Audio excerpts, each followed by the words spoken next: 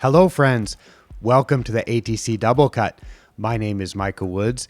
In this episode, we have a well-known figure in the world of turfgrass management and turfgrass science. It is Dr. John Dempsey, independent turfgrass researcher joining from Ireland. Welcome to the show, John. Thanks very much, Micah. A long time coming. We haven't had a conversation ever, I think, No, properly. we've almost crossed paths at Yeah, conferences where I've been there and you said I'm coming in tonight and I said, well, I'm leaving this afternoon, and we've yes. just missed. And I, I wasn't leaving because you were coming there, by the way. I've written to you and you've provided information about microdochium and various other diseases and dew on leaves, which leaf wetness can play a big part on disease. Yeah. Oh, yeah. Mm. And yeah, we've corresponded so many times, and I've been meaning to have you on the show for some time because I thought it would be so great to hear what you have to say about some turfgrass management issues. And finally, we had a conversation about a month ago that led to me making a blog post, which gives me a great excuse to invite you on the show because then we can give it the double cut treatment and talk about something that I've written about on the blog. Perfect. Yes. So thanks for joining.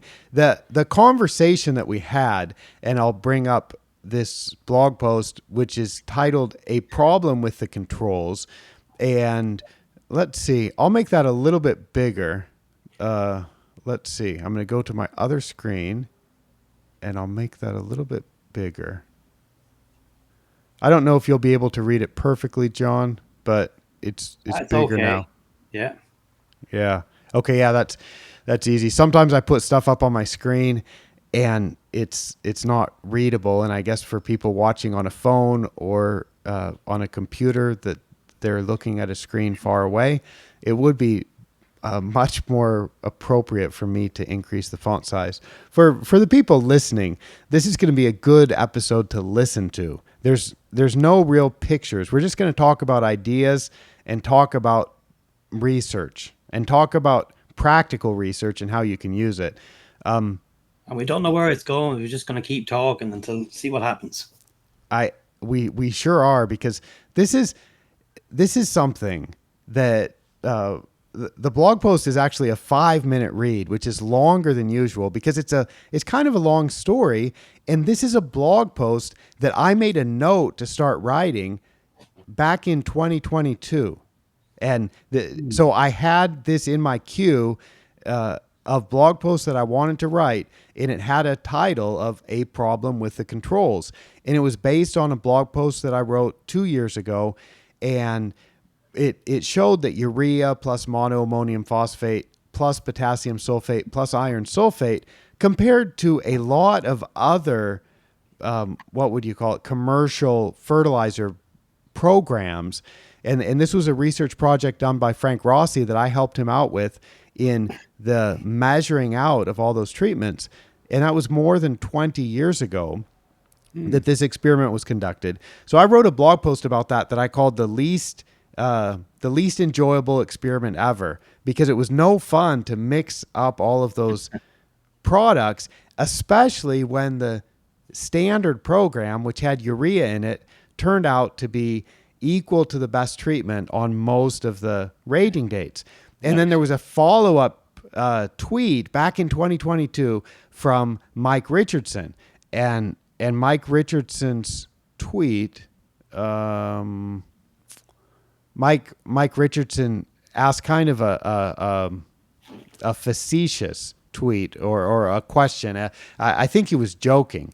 He said, "Several years ago, I started recommending to companies that wanted to do fertilizer trials to not include urea as a standard. Now, why would I do that?" he asked. And I think he's joking about that, don't you, John? It probably is. Yes. And, Can I start on controls? So start talking about controls. And yes, sir. Yes, sir. okay, so when you're carrying out experiments or lab work or field trials, I think a control is probably one of the most important aspects of it. If you don't have a proper control, your experiments, your trials are pretty much worthless, right? And can I give an example of what I think was a good control going back 15, 16 years when I actually first started? Obviously, it was with phosphate. So, what I was doing trials to see whether potassium phosphate had any effects on microdocium. That hadn't really been done up to that time. So the product I was using actually had an NPK content of I think it was 3718. So the seven being phosphate, the phosphorus was in phosphate form, and it included then a 14% phosphate component in that. So as a control, I used the 3718 without the phosphate. And I think that gave a very good comparisons then of what exactly the phosphate component could do compared to now a lot of trials, quite a few that I've seen, they list untreated controls, and God knows what that means. I mean, if you're carrying out a field trial, you want to look at maybe a nutritional program or a surfactant program or whatever, but certainly with a nutritional program, your control has to have can't be at any loss or any deficiency. It has to receive similar inputs. And I've seen a couple of years ago, I laughed at this.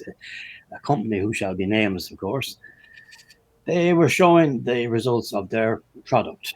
It was a fertilizer product, and they compared it to an untreated control. And basically, their pictures, all they were showing was amazingly was if you apply nitrogen, you're going to get a green up because that's all they were doing. What they But should have, right? but did they phrase that as if you apply our nitrogen, you're going to get a good result? But they didn't If you have apply their product, yeah. right, but But they didn't have a a just general nitrogen treatment as a comparison. they all they said was untreated control. Now, maybe they did, but they should have stated exactly what that control was getting. So again, just let me go on for some more trials I did in 2018 with anthracnose. So we had a control, which I'll come back to. But first of all, the whole trial area that we were doing these trials, we're getting, we did soil sampling to see, make sure the levels of nutrition were acceptable, near enough the MLSN levels, probably a little bit more, but they were adequate for the time of year and for the turf that was growing there. So we had a phosphate going out on its own, but we had a nutritional program put together. Don't have a fit there now, Micah. We had this nutritional program which we can expand upon because I want to break it down. But and we had a fungicide going out, which was later banned the year after. But to make things right, the control wasn't just left untreated for the whole period of the 5 months trial. It was getting an NPK, basic NPK, similar amounts as the program.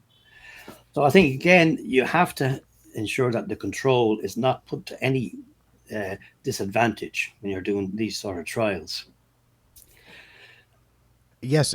Um, so yeah. So basically, we're talking about product evaluation, right? Yeah, and programs and that. Or Yeah, program like does rolling help? Okay, so rolling is not a yeah, product, but that's a treatment, no, and and and you could think of if you have rolling, and then if you just neglected to mow the untreated control, well, but you if you mowed and rolled your rolling treatment, so that one gets treated like a putting green, and you yeah. neglect to mow as frequently. Let's say you only mow once a week. Your control, that it's not a fair comparison, No and way.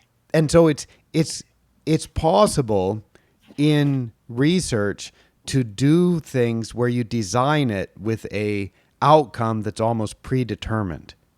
And that's not good research. That's bad. That's bad, and that's why you like to Bad. see the full report. That's why you Yeah, like to see the data. That's why you like to see the methods that were used.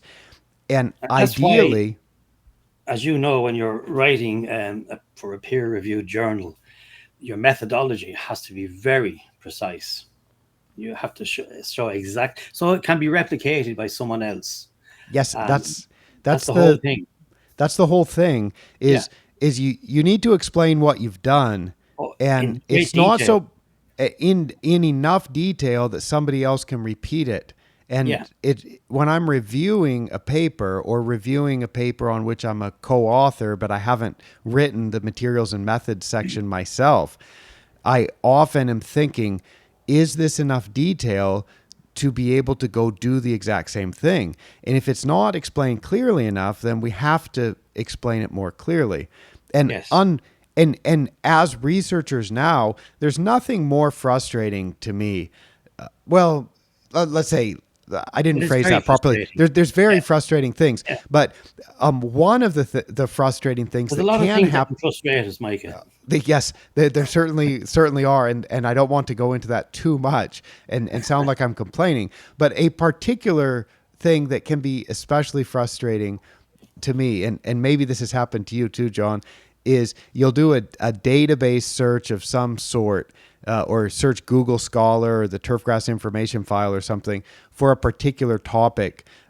Let's say that I've been doing research on organic matter. So let's say you Mm. find a paper that you hadn't quite realized existed, and somebody's done research on, let's say, organic matter in zoysia putting greens, and you think, wow, and like that's just what I wanted to learn about.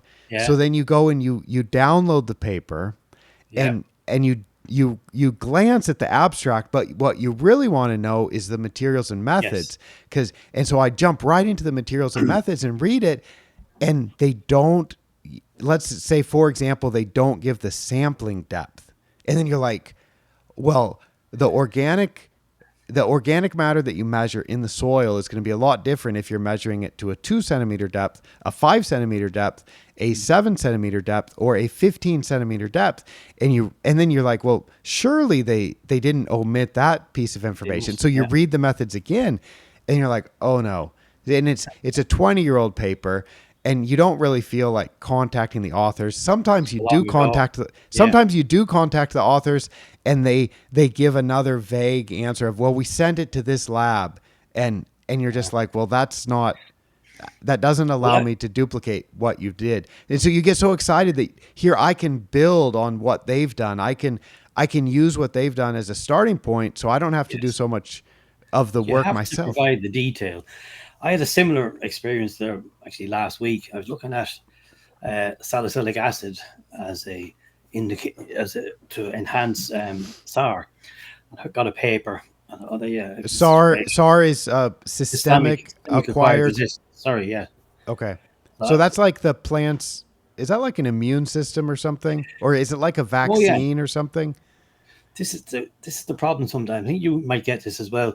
Sometimes when you're looking at and researching and talk about stuff for a long time, you actually assume that everyone knows what you're talking about. So have you done that? I'm sure. Yeah. I'm sure, but Yeah. because I Yeah. guessed what you're talking about, but I'm not sure all of the Okay. listeners will So know. So very basically, when any plant is being infected or under stress, part of the defense response is generation of salicylic acid, which accumulates in non-infected areas and kickstarts the defense processes. So people have been starting to apply salicylic acid, which is basically aspirin. You apply it to plants before infection occurs, and as you say, it acts like a vaccine. So anyway, I've got this paper where they had applied salicylic acid and they had got a very significant reduction in grey leaf spot in perennial ryegrass. I thought, this is great. I'll have a look now. Like you, I went to the methods section. I wanted to see what exactly they applied. So here's the thing, right? I'm not certainly in Europe.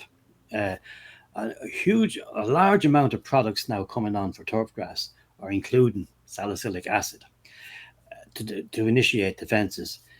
But no one is given, there's no data on how much to apply or how often to apply it and all this. So I thought, well, this paper now might have something.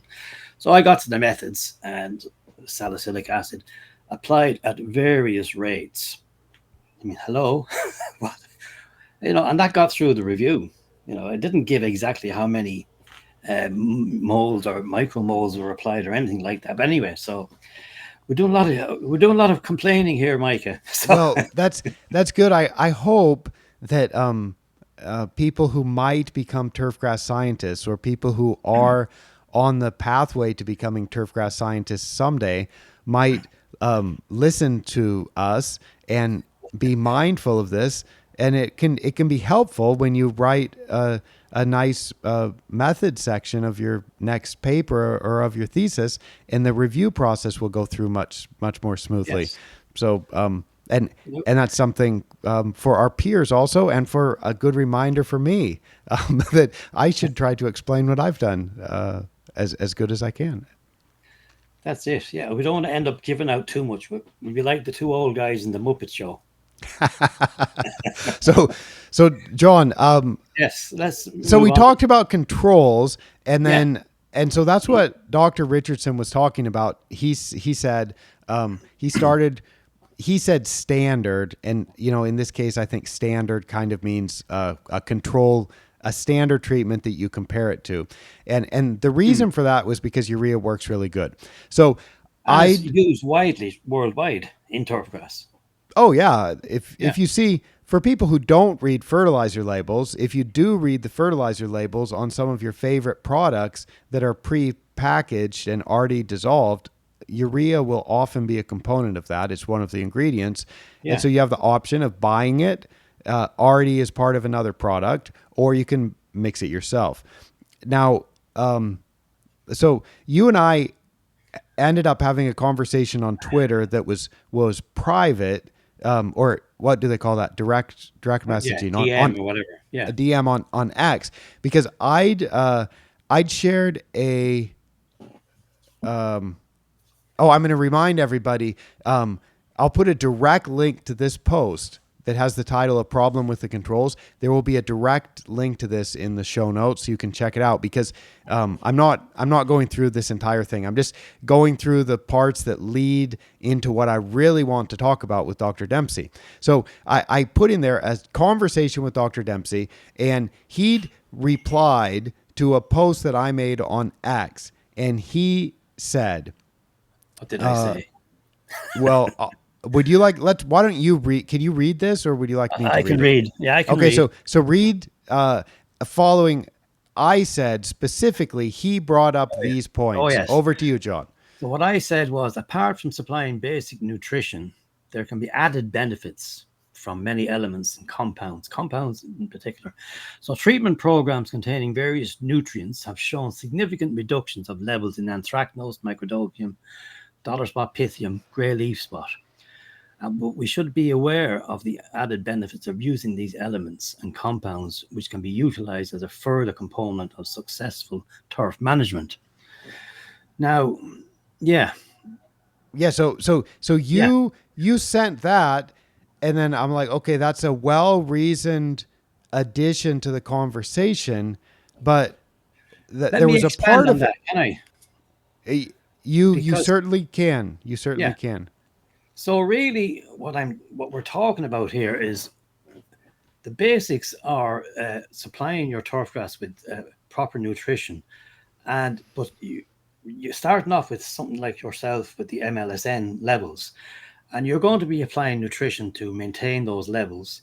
You're going to be applying nitrogen to stimulate growth once you have the potential there. But what I'm talking about is using these. Now, most of these are what we're talking about are micronutrients, and really, your plant's not going to need them for normal growth. They're going to be there. I think you'll agree with that, yeah. You're not going to get a deficiency of copper or very. I haven't seen it, so I'm talking about I haven't seen it either. no, or any. So what we're talking about is these programs. First of all, they're going to supply you nutrition, but the extra micronutrients and compounds that are going to be put in will be acting not as nutrient sources, but they have fungistatic applications. They can change the pH on the leaf or sometimes in the soil to make it disadvantageous to fungi or bacteria, but also they use them to stimulate these defense processes that we mentioned earlier on. So that's what we're looking at here. And you pointed out that, and it's true, there's very, very few peer-reviewed published papers on this, and there should be. Uh, I pointed out, well, the ones that I've done, that's with phosphate. And you said, well, that's not a nutrient. Well, it's a form of phosphorus, right? Now, I'm sure everyone is familiar that phosphorus is a major nutrient, but it's only taken up, it's only available in nature as a compound with oxygen and hydrogen. So it's taken up in plants as phosphate, which chemically, basically, PO3, sorry, PO4. Now, phosphate, even though it's a form of phosphorus, because of its molecular shape, it can't supply directly any form of phosphorus nutrition. I'm sure you're familiar with this, Micah.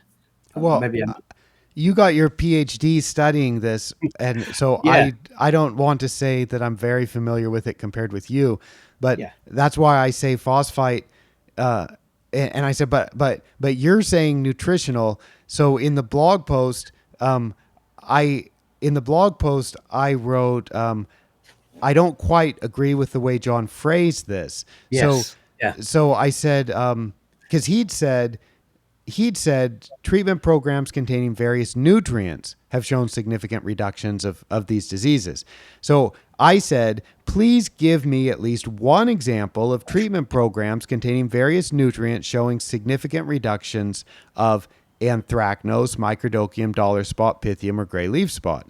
And then we had, so that was all public on X, and then we had a direct message conversation, and you shared the phosphite study, which is not a nutritional input, and then you had you shared an unpublished study, and the problem with that one is the turf was left untreated, and so we continued our conversation in the direct message platform, and we kind of came to the conclusion that there isn't enough research in this area, and yet you're much more aware of it than I am because you're in Europe where there's more restrictions on fungicides. So everybody is trying to figure out, because it's not like Europe is an area where there's no disease pressure. There's lots of Huge. disease pressure, Lots.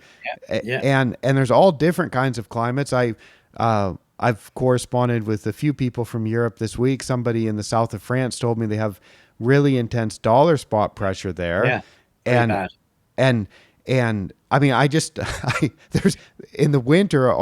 Well, you could have microdochium 12 months a year in You could. if you have the right grass and the right weather conditions. So you've got there's a lot of disease pressure, and yet a limited number of tools to deal with it. So I think in Europe, people are more willing to try things that might work, things that show promise, and they're more thoughtful in thinking about, would this copper product, would this salicylic acid product, would this something that would stimulate SAR, would these products have a benefit? And you're more familiar with it than I am. And I thought, let's talk about this on the podcast, and maybe Yes. we can even argue about it. And I can just say, but there's no proof for this. And then Well, you can teach me what there's promise for. well, first of all, even though there's not many published works, places in the US, first of all, like Oregon State, Rutgers, actually most of the universities, Connecticut, Maryland, Arkansas, a lot of these have published research trials. They're not peer reviewed, but they're from very well established institutions. Rutgers, I'm going to now, well, hopefully Monday week, their field trials, a lot of them are showing reductions, for example, in dollar spot, just through inputs of elements. I didn't say nutrition, but they call it nutritional programs, and they're getting very good reductions in dollar spot, for example. Rutgers also have done a lot of work with anthracnose, and again, you alluded to it earlier on. Not only these elements or compounds that are being applied, But you have, for us in Europe, with our limited fungicides, we look at the whole picture. We have to look at inputs to help reduce disease, but also the growth environment. You mentioned things like rolling. That has been shown to reduce disease, leaf wetness duration, the whole environment. Open up. I often tell guys, get out your chainsaws, open up the canopies, get the air and the light in. But so plenty in the US institutions have shown from their field work that there is a good success to be had. In Europe, in the UK, now I have to say, first of all, let me say, the UK is such a huge economy and industry in turfgrass. I can't think of any ongoing academic institutions that carry out turfgrass related research, which is absolutely ludicrous for such a big country. But there are companies, I won't mention the names, but for that maybe almost 20 years now, they've been having research done with their products at the STRI, which again is a very well founded and respected institution for carrying out independent research. And so they've been finding reductions in, for example, with microdocium using products that will sort of slightly acidify the leaf. They're using things, combinations of, well, phosphate, obviously, but things like manganese and zinc, copper. I mentioned salicylic acid, silica. So all these elements and compounds are in combination. Uh, that one in particular, for example, I mentioned the STRI, for 18 years in a row, they had something around an average of 60% reduction compared to, now I say, untreated controls. I don't know what was in the controls. So again, we're back to this thing. But and when they Yeah. added things like manganese and zinc into the program, they got a further reduction. And that So actually hearing, yeah, go ahead. yeah, I just want to put in something again about controls. I think it's so important to manage the control with the best way that you could possibly manage it, Yes. with the exception being that you haven't applied the treatment that you want to study, or you haven't applied the product that you want to study. And I find too many trials, the control is something that gets either too much or too little nitrogen, too much or too little potassium, too much or too little phosphorus. And those are not things that we should neglect, because the effect of nitrogen can often overpower any treatment effect. So simply omitting nitrogen from a treatment will allow the treatment to shine. It has the potential to. Exactly. And Yeah.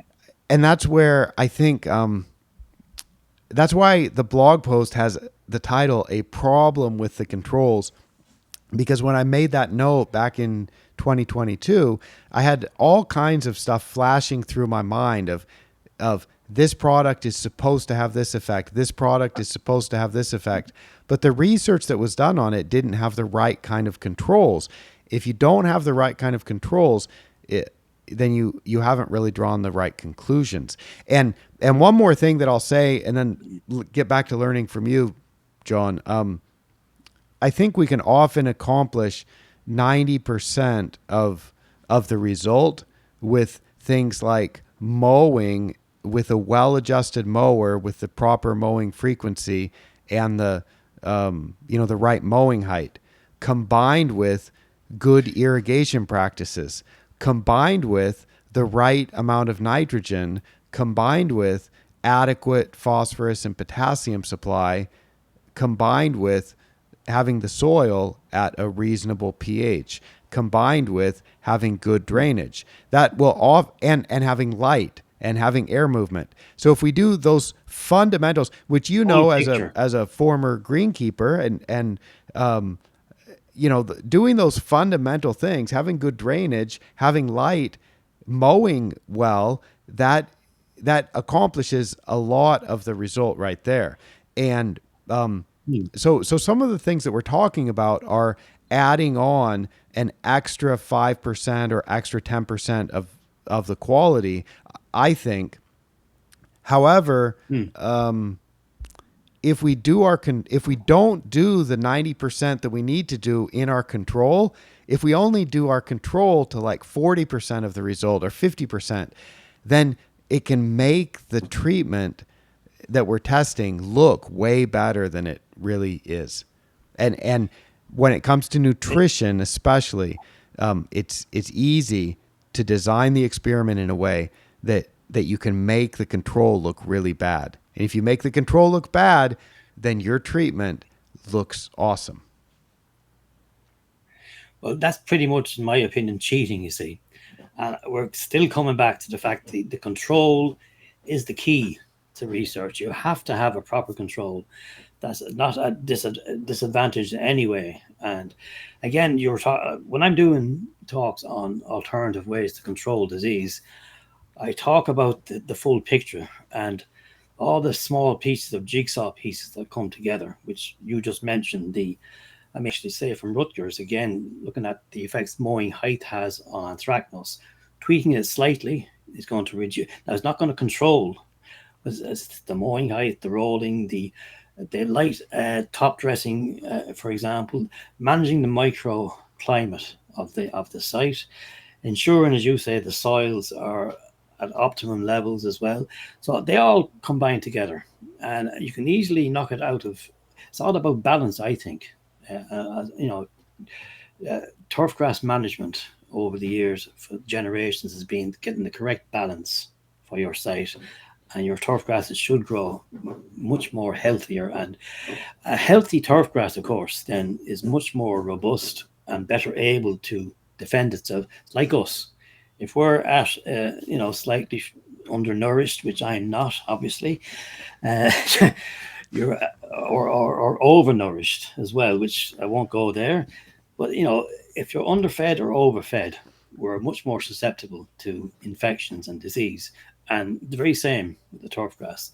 Well, Many times now, of course, to get your playing surfaces to the correct specifications, they're pretty much on a knife edge of nutrition. You don't want too much, too little.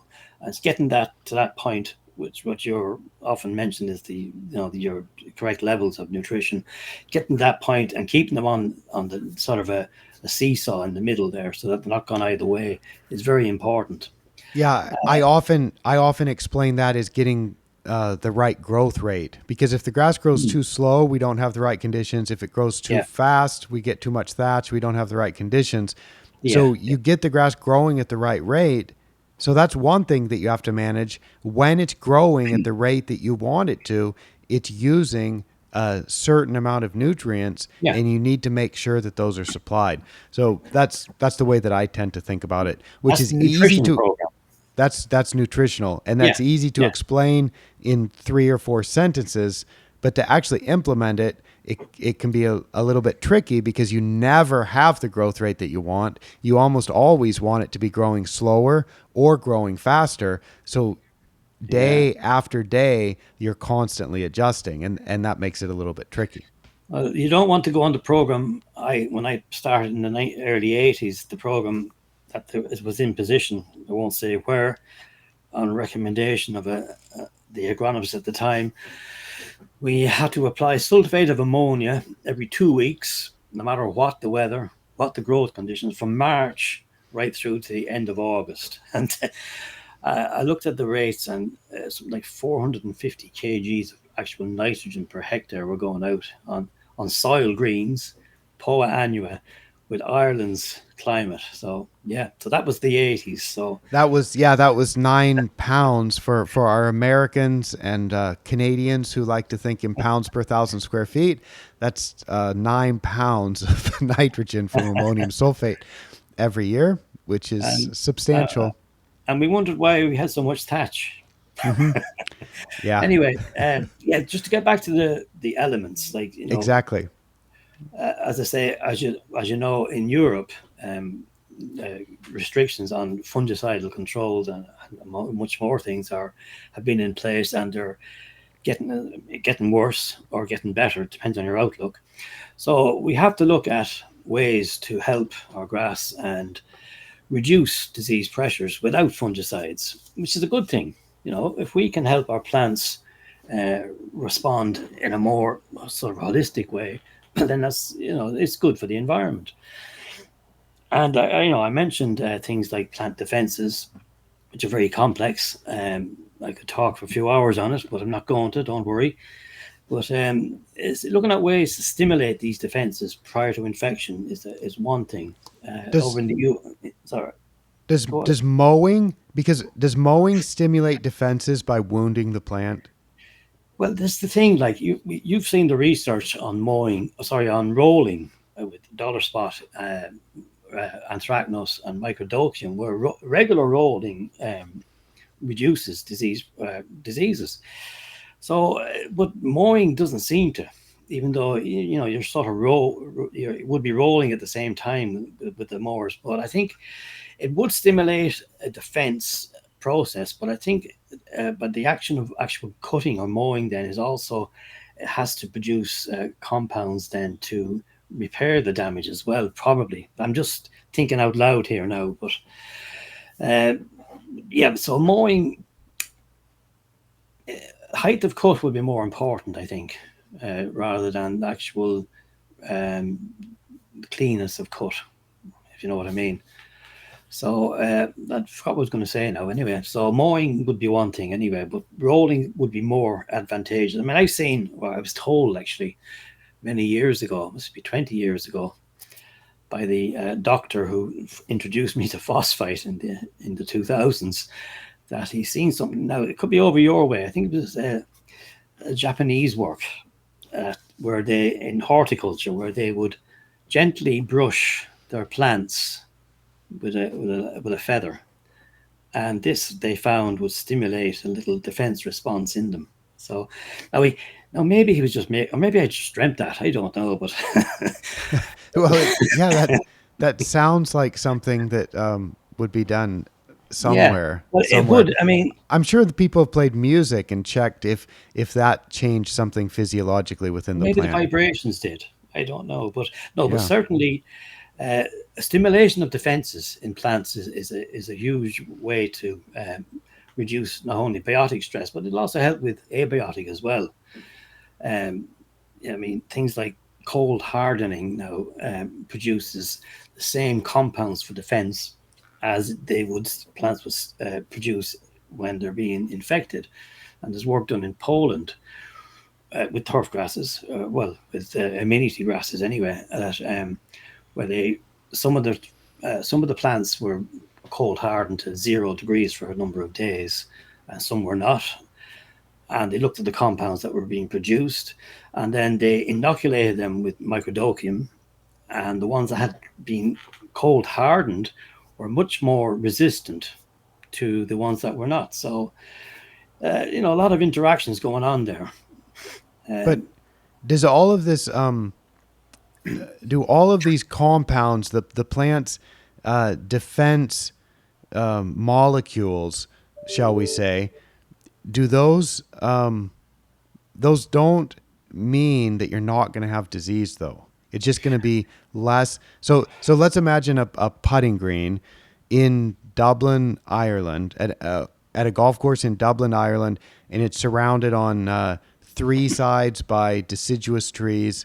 So and it's winter time, so there's no leaves on the trees, but there's still trees around. And let's say that if you didn't ever put fungicide or nothing to induce the SAR, the yeah, systemic yeah, acquired resistance. Is that right? So yeah, you yeah. don't do anything. And let's say we just fertilize normally through the winter and mow normally through the winter.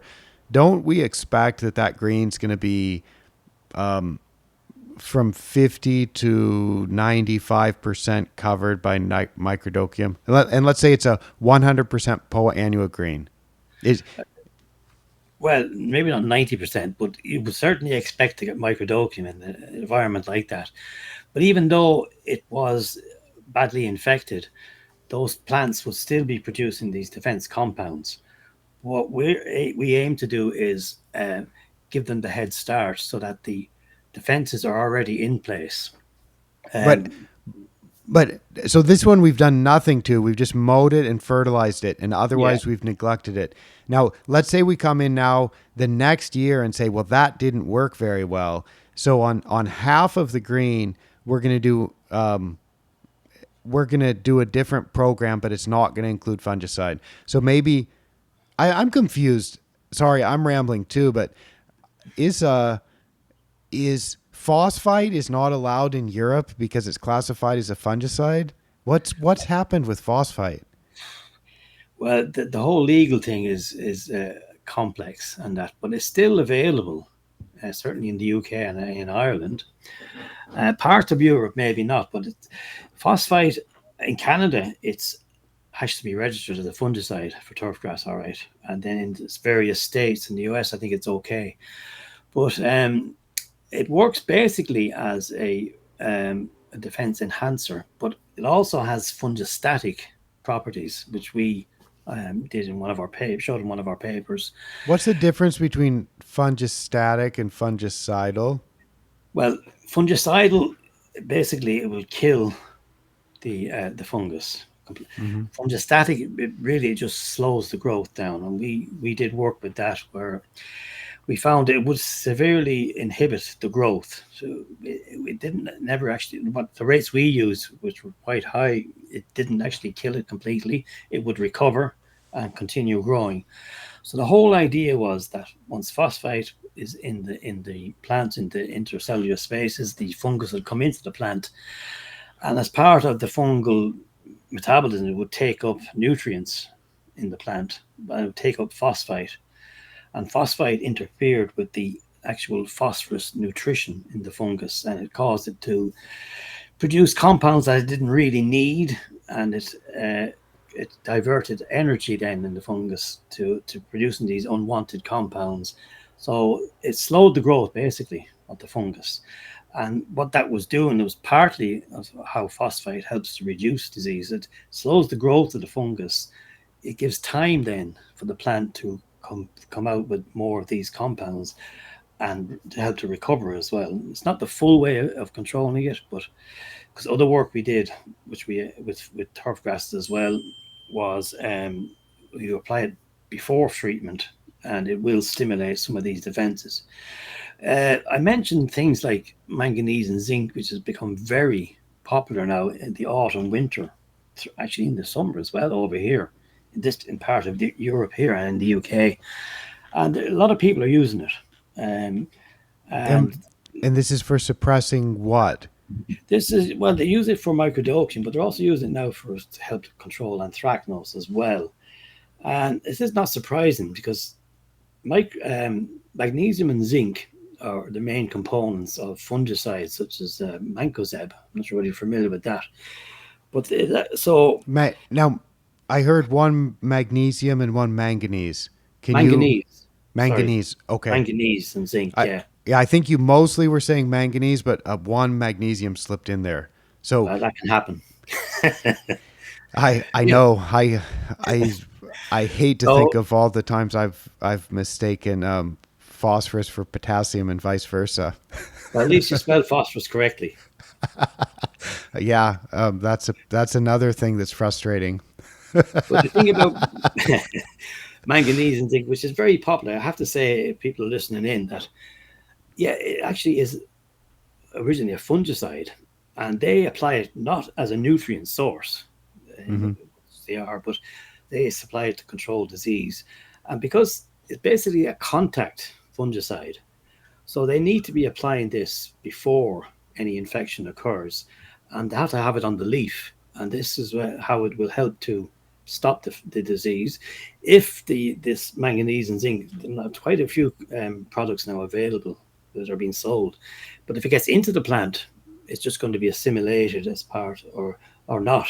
But it's not going to have any effect on disease levels. So it has to be out on the leaf and work as a contact fungicide. So And is that like toxic to anthracnose, perhaps? it affects conidial germination, certainly in fungi. So it'll Okay. slow that, and I think it affects the metabolism of various fungi as well. But I mean, talking about anthracnose, the best way to control anthracnose without fungicides, there certainly is. manage your growth environment. Make sure the plant is healthy, reduce stress, ensure you have adequate irrigation, enough soil moisture, rolling, height of cut, increase that slightly. And that's all going to help to reduce the stress on the plant and help reduce anthracnose. The thing again, talking about soil moisture, uh, we have a paper in now for the ITS on surfactants, not how they manage moisture in the plant or reduce localized dry spot, but with 5 years of data, which you'd be glad to know, there are plenty of different areas and different years there, but 5 years of data showing that surfactant use will enhance turfgrass quality and things like NDVI readings or turfgrass health, even during periods when you would think you wouldn't need surfactants when there's been a lot of moisture, a lot of rain. And I thought that was very interesting, obviously, because we kept doing it and we published or tried to publish it. It's in the process of being published now. But what was happening there is the surfactants, I think you would like this as well. It's actually surfactant use is affecting the rhizosphere, which is the area, for people who are not sure of it, is the area between the plant roots and the soil, the interface, which is How how usually, wide how wide is that? Is there a definition of the nanometers or micrometers or I don't millimeters? know offhand now, to be honest with you, but it's just Hey, the interaction between the plant and the soil. That's the area. But yeah, it's the yeah, it's where all the action happens in the soil, really. And it's actually, that was my next line, Micah. I think it's where maybe it's defined. I'm sure it's defined somewhere. But Probably if I just come up with something off the top of my head, it would be the zone in the soil where the root has some direct impact. Um, with the yeah, it's yeah. where that, So as you say, it's where all the action takes place, yeah. really. But the use of surfactants is increasing what's called the wettability. But and the paper published not with turfgrass but with other plants, but they found that there was increased microbial activity, better enzymatic activity. But here's the thing: because of this increased sort of wettability in the rhizosphere, the nutrients that were there in the soil were taken up much more efficiently and to a much greater extent. So even so whatever levels were there, the whole level of micro and major nutrients were taken up significantly greater than the area that hadn't been treated with a surfactant. So I thought that'd be interesting to share. And actually, there's something now talking about field trials.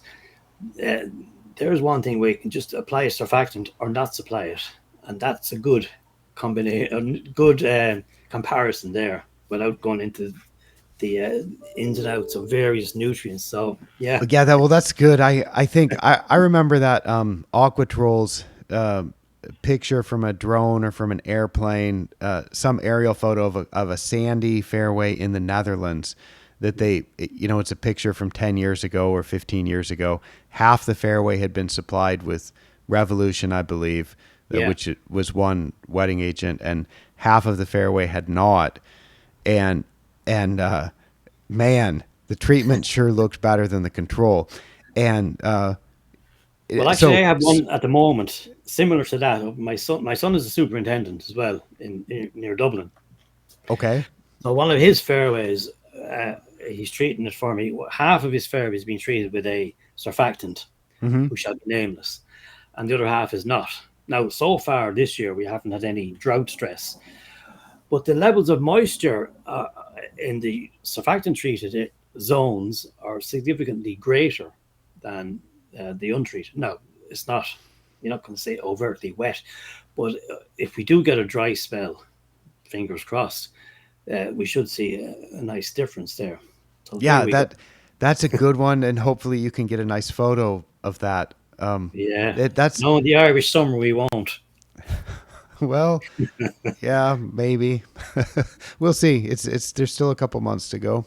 So, but yeah, it's that's a good one where uh, because the control has no wetting agent, you're kind of limited in what you can infer. So it's obvious that the wetting agent had an effect, but it's not that this wetting agent brand only would have the effect. And of course, some wetting agents work perhaps in a certain soil better than others. Some wetting agents are going to work for longer than others. Some wetting agents are going to have a better effect in a certain soil for a longer time than Yeah. others. But you need a different kind of study to do that. But talk about a great way to show dramatically is that kind of picture where you leave something completely untreated with the product that you're testing. And that's where if you do a fungicide trial and you leave half of something treated or untreated, and then you treat it with Yeah. a fungicide, you can sometimes see a big difference. And the same thing with fertilizer trials too. So yeah, it's important. And you're studying things that are related generally to disease, to making grass healthier and to making grass that's more resistant to disease and grass that's going to get less disease. How about dollar spot? What are some things that people can do for dollar spot? Can they apply ferrous sulfate, for example? A lot of people do apply ferrous sulfate. I suppose what I say when I'm talking about disease to guys in presentations and that is get to know your enemy. What particular conditions are conducive to whatever disease you're dealing with. So with dollar spot, two of the big things would be things like very low fertility and soil dryness. And so here now, we never really got in Ireland, we never really got much dollar spot because we didn't have the conditions would be, up to 25, 30 degrees centigrade and high humidity, which, if we get that sort of weather, we just all go to the beach. We just don't get it, right? But the low fertility and soil moisture would be two of the things. This is why at the moment there is an increase in dollar spot, but it's mostly being seen on links courses here in Ireland, which are drier and have lower nutrition levels. So what you could do is ensure that you have adequate fertility. Obviously, nitrogen now, there's a lot of research, a lot of trials shown that nitrogen will have a good effect. Spoon feeding nitrogen will help to reduce dollar spot. But again, if you come back to what I was saying about surfactants, maintaining a consistent level of moisture in the upper 3 inches, we'll say, this is where surfactants will help also. And that should help. Now, I haven't got any data to support this, but if it's well known that soil dryness is a contributing factor. So maintaining more consistent levels of moisture will help reduce the dollar spot infections, I would think.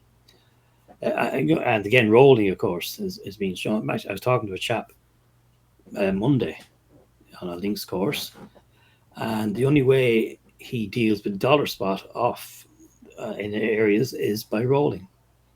That's here in Ireland. So there you go. That's But I think, yeah, go ahead. Yeah, I think there's no good resource to read, is there, about all the diseases and non-fungicidal controls. It's not summarized in a single document, is it? Well, there you go. Now, when I was thinking about talking with you this week, I was thinking, this maybe now it might be a good idea if we do a review of literature for all of these inputs, these micronutrients, these defense activators, a proper review of literature for turfgrass, because that hasn't been done.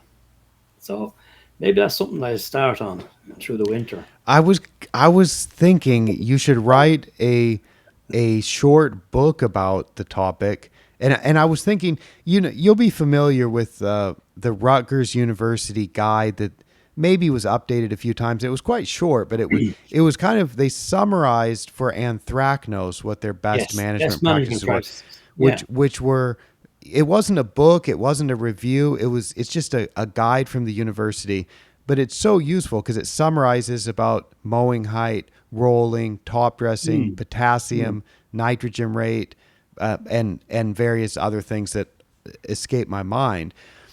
of the things that you need to do to minimize the disease Yeah. intensity and maximize the plant's ability to withstand it. And I just thought, wouldn't it be useful if, in addition to that for anthracnose, there was one for fairy ring and for dollar spot, and if you just pick the top 12 global diseases, which or even the top six, but Yeah. right Top now I six. but or microdocium, because Clint Maddox and the research team at Oregon State University did so much research about that. You did Yes. so much research about that, and yet for me, because they published so many papers, you published so many papers, and for me to synthesize all that and say, wait a second, if we do rolling plus sulfur, does that damage it too much? Or if you do rolling plus sulfur plus phosphite, is that like almost the same as a fungicide treatment? And I can Hmm. never remember. And I want to turn to just one guide, but because you've got multiple papers and they've got multiple papers, Yeah. I don't, I don't, I just kind of give up on what do I look for. So it seems to me it would be great if you could summarize it. It's a good idea. There's no doubt about it. And here's something else now. I do a lot of classes and meetings with greenkeepers all around Europe and the UK. People who are very interested in turfgrass education and management processes and that. Uh, and a couple of years, I started mentioning, asking them, have you heard of Clint Maddox and Oregon State research? No. Have you heard of all the work in Rutgers? No. Tom Stang, have you heard of the work he's done? No, Sturf. Amazingly, you know, all this work is there, but people are not really aware of it. So that's a project that needs to be taken up, and I couldn't understand how they're so interested in their management and highly educated and intelligent, but they hadn't heard of all these resources. So yeah, Yeah, I I didn't think ask that. I heard of you, by the way. and yeah, maybe I don't want to know the answer, but I think that if I do a self assessment, I probably write more in terms of Hmm. blogging, and sending that out through various newsletters or through social media platforms so people can read it. I make a podcast. I publish the podcast also as a video podcast. Yeah, I try to share a lot of information with the world, because that's kind of what I see as the yeah, audience. And I think just because of the job description for a lot of scientists in the United States, at least, because they tend to be working for a government institution, their mm, job description is often going to be that they have to service a certain clientele within a particular state. Excuse me. And because of that, I think it it restricts somehow, them a bit. well, or somehow they just don't feel that they need to take the time to try to reach people in Italy Right. about their research. Yeah, yeah, I suppose. I suppose. Excuse me. I told you it's a good thing I refilled my tea. Tea. Uh, Well, John, we've come to about an hour, okay. and my voice Let is me just giving out on me. summarize Yeah. So and see please what you think. summarize. Yeah. What I'm talking about is, first of all, for your turfgrass man, you need a balanced nutritional program using your things like your MLSN so that you have adequate nutrition there all the time. Then, if you're looking at controlling disease, get to know your disease, what you're dealing with, what is conducive for its development, and see how you can influence that to reduce it. So, apart from looking at environmental conditions like rolling, height of cut, leaf wetness, look at all those things. Now, when we talk about nutritional inputs, we're talking about elements that will have an extra effect, such as phosphate, silica, salicylic acid compounds, copper. Copper has been used as a fungicide for centuries. Look at these. There's a lot of research and field trials showing that they will help to not only reduce the growth of the fungus, but to stimulate these defenses. But at the end of the day, it's all about balance. If you can get your turf grass growing in a healthy, robust manner, they're going to be much more able to withstand not only biotic infection, but also abiotic stress as well. I think that's about it, really. Thank you for that summary. And it has been a great pleasure talking with you. I hope people enjoyed hearing about this information and get some ideas of things that they can try themselves. I suppose if people are curious about specific products or specific rates of some of these things, they can get in touch with me or they can get in touch with you and we can direct them for further information. Mm. Is that okay, John? And that's another thing. Specific rates and applications. More research, please. It's like that program I mentioned for anthracnose. There's a whole load of stuff going into it. Ideally, we would look at each individual component and how that affect. How did the copper affect it? How did the manganese affect it? How did the, but that's an ideal world. Look, but it's the combinations sometimes were good, but we need to we need more research, no doubt about it. And Apparently, people who get paid to do research always say that anyway. So, well, it needs to be done by somebody, yes, yes. because otherwise you have people like me. You have people like me who will be very skeptical. If people just start Scientists are selling, always skeptical. if people start selling something and say, "I guarantee it works, just try it," and I think, because I always think it should be easy to generate data because you can always do a bad trial. As we talked about, you can design a trial with a bad control to make your product look good. So Oh yeah.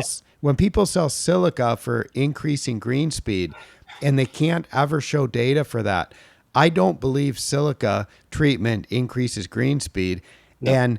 And I think that would be the easiest thing in the world to generate data for. But because Yeah. there's Yeah. no data on that, I'm just like, Wonder why. and I'm like, well, they must have tried and they can't. And that makes me very skeptical. So, yeah, I'm interested, but when you listed that specific new or some nutritional additions can reduce all these diseases, then I'm like, well, let's clarify what's a nutritional input and what is a ferrous sulfate or a copper sulfate application that's done for specifically not for a nutritional input, No. but for a fungicidal effect. And Yeah. then that's That's it. something that we'll probably be learning a lot more about over the next couple of decades. I hope, John. As Well, I hope I'm around that long. Yeah, me too. Me too. We're getting up there now. So, Mm. well, I will sign off now, and Okay. we may talk. I think we're going to talk in person and meet Hopefully. pretty soon, hopefully, Yes. and Hopefully. then maybe we will have a chance to talk about some other things that we can talk about, and you can be a repeat guest sometime here, because I know there's people that listen to this show all over the world, and I don't really talk about disease control so much, and having healthy grass that can resist disease is something that Mm. I would like to share that information and learn about myself. So thank you so much. A real pleasure talking with you, Micah. Really enjoyable. All right. Okay. Pleasure to talk with you too. I will sign off now for ATC from Bangkok. I'm Micah Woods. Bye bye.